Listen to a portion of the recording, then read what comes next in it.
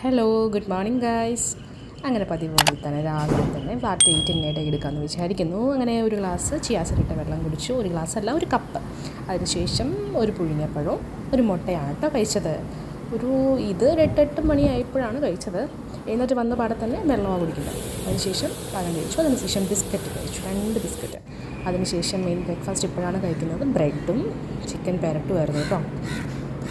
തിരുവനന്തപുരംകാരുടെ special സാധനം കേട്ടോ, chicken പെരട്ടും chicken തോരനൊക്കെ. അതിനുശേഷം ഉച്ചയ്ക്ക് ചോറുണ്ടു, തൈരുണ്ടായിരുന്നു, നല്ല വെടുക്കപ്പുളി അച്ചാറുണ്ടായിരുന്നു. രാവിലെ കഴിച്ച ചിക്കൻ പെരട്ടിൻ്റെ ബാലൻസും ഉണ്ടായിരുന്നു കേട്ടോ.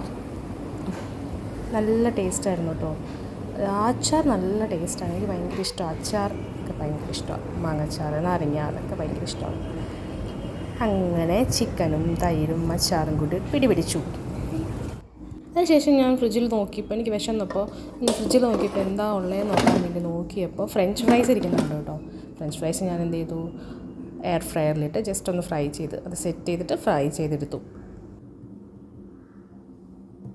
അങ്ങനെ പൊട്ടറ്റോ ഫ്രൈസും കഴിച്ചു. അങ്ങനെ നൈറ്റ് ഞാൻ ഒന്നും കഴിക്കാൻ നിന്നില്ല കേട്ടോ. അപ്പോൾ ഓക്കെ, നാളെ കാണാം.